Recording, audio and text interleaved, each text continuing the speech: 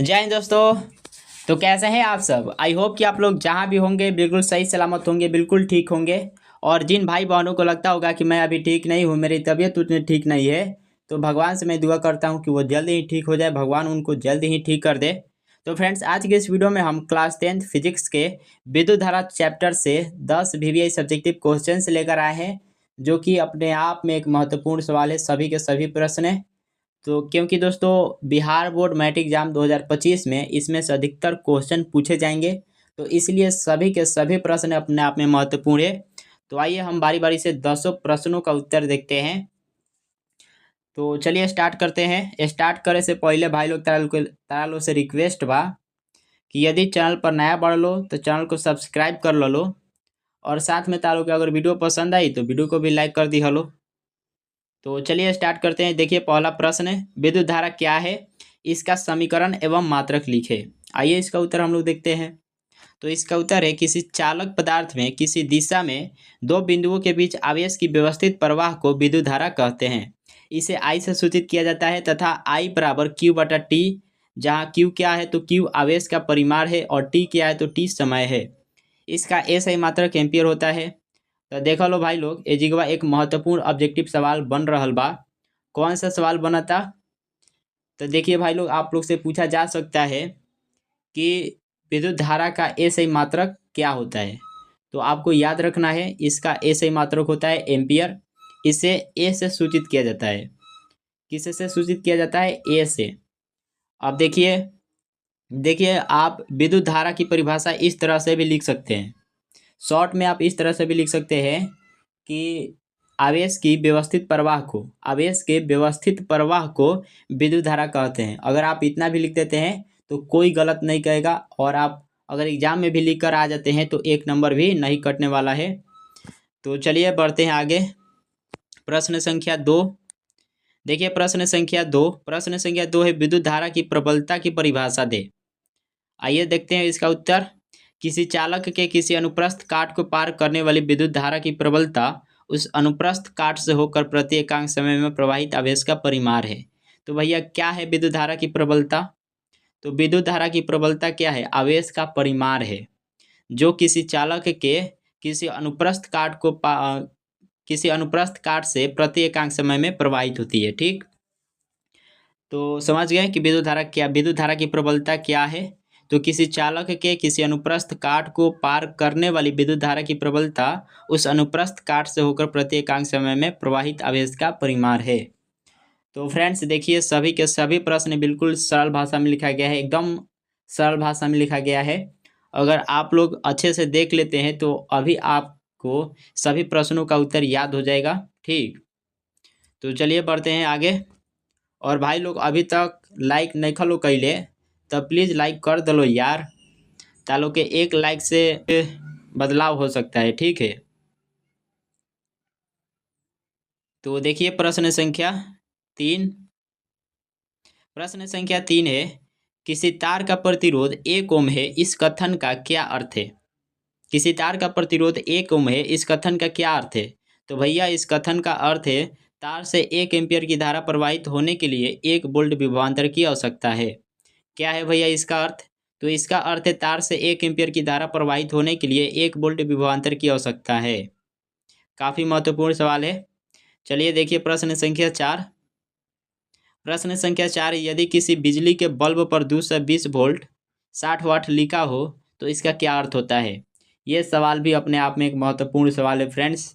Exam के view से तो काफ़ी महत्वपूर्ण है ये प्रश्न। आइए देख लेते हैं इसका उत्तर। तो इसका अर्थ होता है कि यदि किसी मकान के विद्युत परिपथ में इसे लगा दिया जाए तो यह 220 वोल्ट के विभवांतर पर 60 वाट शक्ति का उपयोग करेगा, अर्थात प्रति सेकंड इस बल्ब के कारण 60 जूल विद्युत ऊर्जा का व्यय होगा। तो समझ गए दोस्तों। देखिए, जब हम लोग कोई बल्ब खरीदते हैं, सपोज करिए आप कोई बल्ब खरीदने गए हैं और उस बल्ब पर लिखा हुआ है 220 वोल्ट 60 वाट, तो उसका क्या मतलब है आप लोग क्या समझेंगे? तो आप लोग ये समझेंगे, तो देखिए उसका अर्थ यही है कि उस बल्ब को अगर विद्युत परिपथ में लगा दिया जाए तो वह बल्ब 220 वोल्ट के विभवांतर पर 60 वाट शक्ति का उपयोग करेगा, अर्थात प्रति सेकंड इस बल्ब के कारण 60 जूल ऊर्जा का खपत होगा। तो उसका मतलब यही होगा। तो देखिए प्रश्न संख्या 5। प्रश्न संख्या 5 है, किसी चालक तार का प्रतिरोध किन कारकों पर निर्भर करता है? उत्तर में है, किसी चालक तार का प्रतिरोध निम्नलिखित बातों पर निम्नलिखित कारकों पर निर्भर करता है। तो पहला कारक देख लीजिए, पहला कारक है चालक तार की लंबाई पर। तो देखिए किसी तार का प्रतिरोध उसके लंबाई के समानुपाती होता है। अब यहाँ पे समानुपाती का क्या मतलब है? देखिए समानुपाती का क्या मतलब होता है, तो यहाँ पर लंबाई के समानुपाती होता है।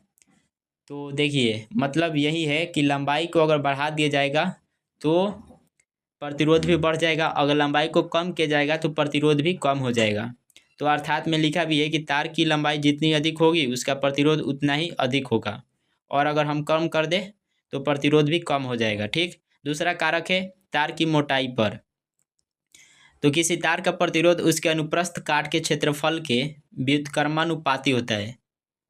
व्युत्क्रमानुपाती का मतलब दोस्तों होता है उल्टा, आप लोग समझ सकते हैं। ठीक, उल्टा।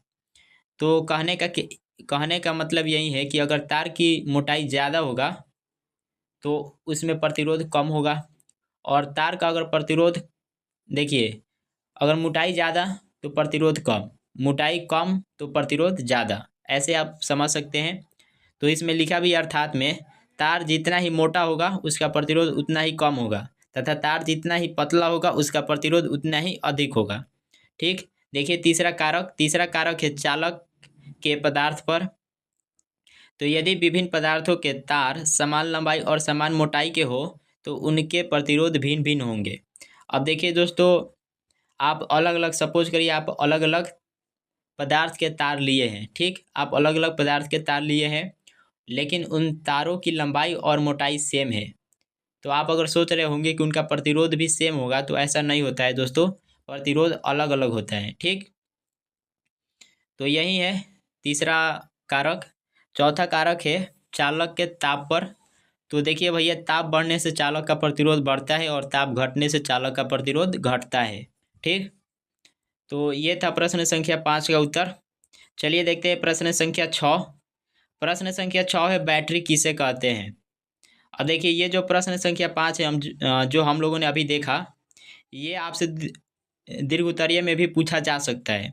ठीक, ये वाला जो प्रश्न है ये दीर्घ उत्तरीय में भी पूछा जा सकता है, तो याद रखना है इसको, आपको स्पेशली आपको इसको याद रखना है।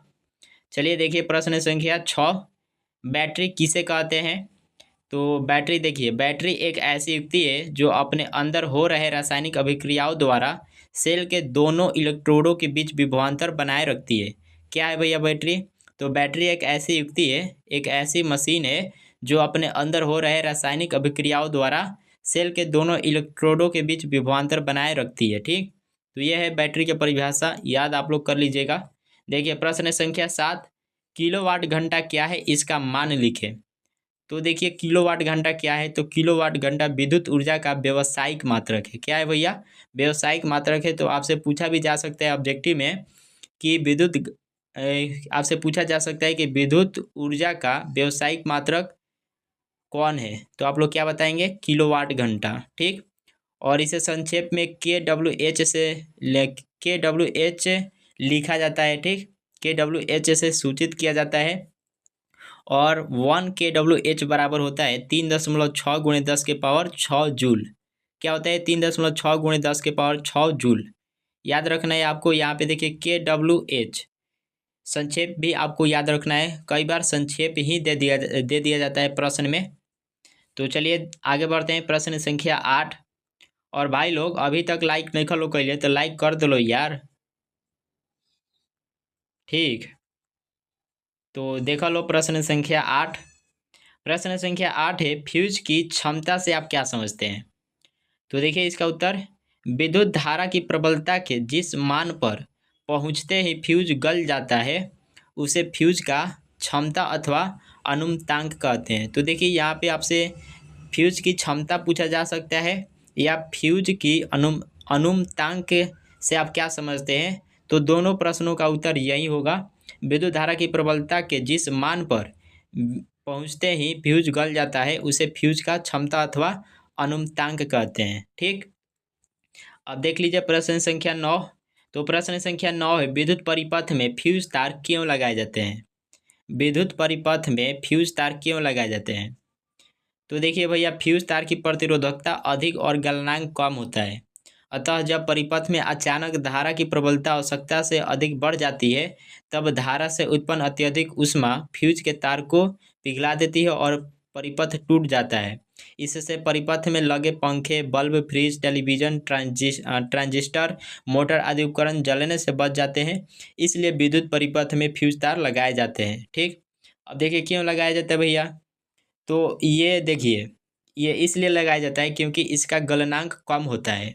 तो जब कभी अचानक से अ, विद्युत परिपथ में क्या होता है, धारा की प्रबलता बढ़ जाती है, मतलब वोल्टेज बढ़ जाता है, तो उसके वजह से जो उत्पन्न ऊष्मा है, वो ऊष्मा तार को गला देती है, मतलब फ्यूज तार को गला देती है। अब गला देती है तो विद्युत परिपथ जो है टूट जाता है। ठीक, और उस विद्युत परिपथ से जुड़े जितने भी उपकरण हैं वो जलने से बच जाते हैं। तो पर्पस क्या होता है, मतलब विद्युत उपकरण को बचाना। ठीक, तो चलिए आगे बढ़ते हैं प्रश्न संख्या 10 की तरफ, और इस क्लास का आखिरी सवाल है ये। तो भाई लोग, अगर अभी तक ले वीडियो को लाइक नहीं करो कैले, तो प्लीज़ लाइक कर दलो यार। देखिए भाई, आप लोग को एक लाइक और वीडियो को पूरा देख लेने से जानते हैं क्या होगा, एक आदमी का भलाई भी हो सकता है। अब जैसे मुझे ही देख लीजिए, अगर आप लोग फुल वॉच कर लेते हैं और लाइक भी कर देते हैं, तो मुझे तो बहुत हेल्प हो जाएगा, बहुत बड़ा हेल्प हो जाएगा फ्रेंड्स। क्योंकि देखिए दोस्तों, मैं सही बता रहा हूँ, मेरे पास वीडियो बनाने के लिए इस मोबाइल के अलावा और कुछ नहीं है। मेरे पास वीडियो बनाने के लिए इस मोबाइल के अलावा और कुछ नहीं है। ना ही मेरे पास माइक है और ना ही कुछ और है। ठीक, तो मैं बस इस मोबाइल से ही वीडियो को रिकॉर्ड करता हूँ, अपलोड करता हूँ, बस इतना ही काम करता हूँ। तो प्लीज़, अगर आप लोग वीडियो को फुल वॉच करेंगे, देखेंगे अच्छे से, तो हमारा हेल्प हो सकता है। और देखिए, मेरे पास उतना सामर्थ्यता नहीं है कि मैं एक माइक खरीद सकता हूँ। ठीक है, तो इसलिए मेरे पास अभी माइक नहीं है। अगर आप लोग सपोर्ट करेंगे तो भविष्य में ज़रूर हम लोग खरीद ही लेंगे। तो चलिए देखिए प्रश्न संख्या 10, विद्युत शक्ति क्या है, इसका SI मात्रक एवं समीकरण लिखें। तो देखिए, विद्युत शक्ति क्या है, तो किसी विद्युत परिपथ में विद्युत ऊर्जा के व्यय की दर को उससे परिपथ की विद्युत शक्ति कहते हैं। इसका SI मात्रक वाट होता है। क्या होता है भैया, वाट होता है। इसे P से सूचित किया जाता है तथा P बराबर क्या होता है, तो यहाँ पे P बराबर देखिए I² R भी होता है, P बराबर VI भी होता है और P बराबर V² होता है। तो इन तीनों को आपको याद रखना है, क्योंकि इसमें ऑब्जेक्टिव भी पूछ देता है कि विद्युत शक्ति P बराबर निम्नलिखित में कौन होता है। तो इन तीनों में से कोई एक दे देगा, आपको सही चूज करके आना है। तो चलिए, हम लोगों ने सभी प्रश्नों को देख लिया बारी बारी से, और आशा करता हूँ कि आप लोगों को सभी प्रश्नों का उत्तर समझ में आ गया होगा। ठीक, और देखिए, सभी प्रश्नों का उत्तर सरल भाषा में एकदम लिखा गया है। अगर आप लोग ध्यान से देखे होंगे तो मैं पूरा आशा कर सकता हूँ कि आपको याद हो गया होगा सभी प्रश्नों का उत्तर। तो चलिए मिलते हैं अगले वीडियो में, तब तक के लिए जय हिंद।